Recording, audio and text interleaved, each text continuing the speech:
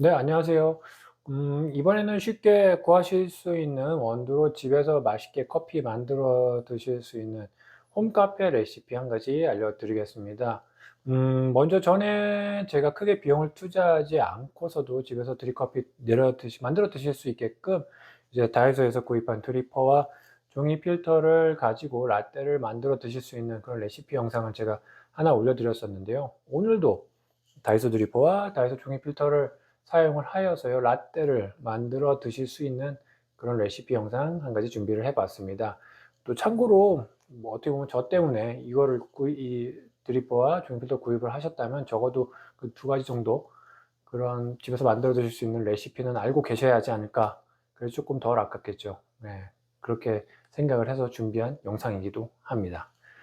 그래서 오늘 제가 준비를 한 라떼로 만들어 볼 원두는요, 스타벅스 파이크 플레이스 로스트 원두입니다.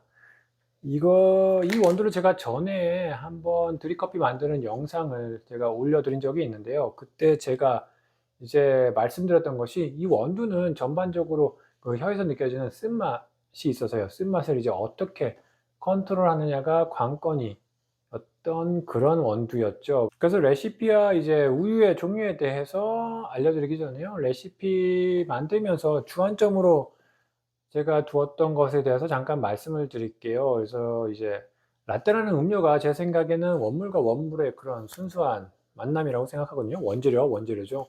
그 조합이라고 생각을 하기 때문에요. 그런 둘의 특성을 어떻게 보면 최대한 살리고요. 그리고 그 둘의 맛이 잘 보이게끔, 또 음료로서의 그 맛의 리듬감이죠. 쉽게 얘기해서 맛있는 거죠. 그것을 어떻게 만드느냐가 좀 관건인 것 같아요. 그래서 섞는 비율을 거기에 따라서 제가 정하고 재료 또한 그렇게 선택을 하는데요. 근데 이번에는 제가 먼저 원두를 선택을 하였죠. 좀 강한 캐릭터의 원두를 제가 선택을 하였기 때문에 우유 또한 조금 강한 캐릭터의 우유를 한번 선택을 해 봤습니다. 그래서 쉽게 말해서 재료 자체로 봤을 때는 정말 강대강의 조합을 한번 선택을 해 보았고요. 그러다 보니까 결과적으로 라떼 맛이죠. 결과론적인 라떼 맛도 좀 강한 느낌의 그런 라떼 맛이 난다고 보시면 될 것 같아요.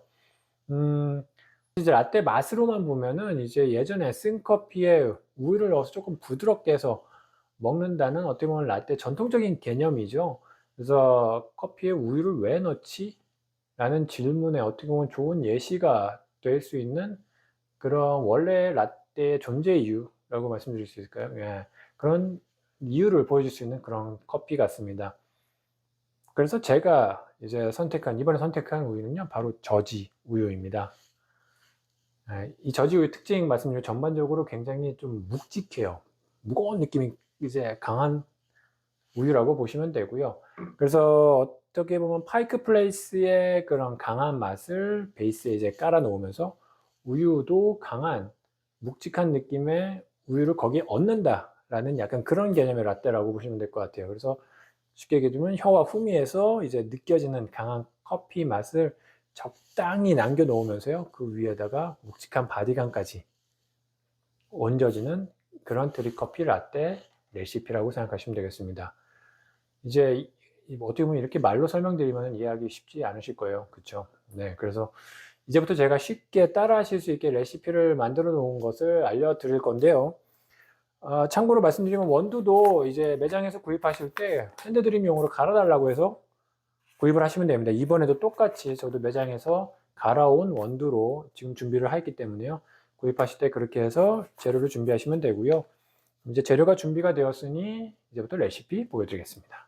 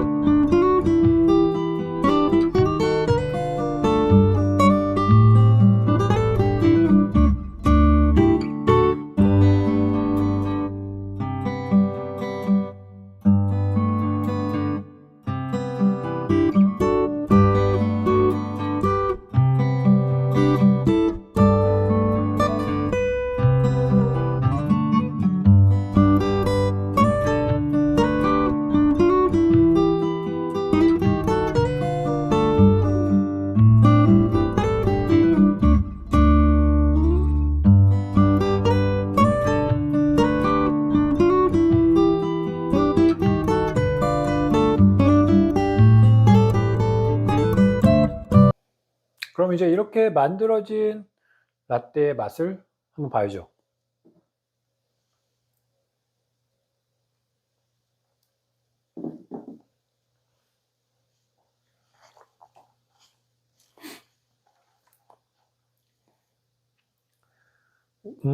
제가 맛보고 말씀드리고 싶은 게요. 한 가지 제안 드리는 건데요.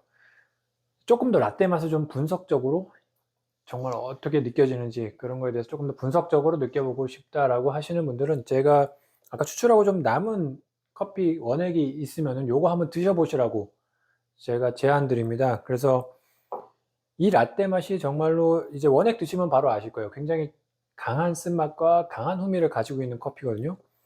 그런 강한 쓴맛, 강한 후미를 이제 우유가 어떻게 보면 적당하게 잘 커버해 주는 맛이 딱 지금 요 라떼 맛이라고 생각하시면 될 거예요.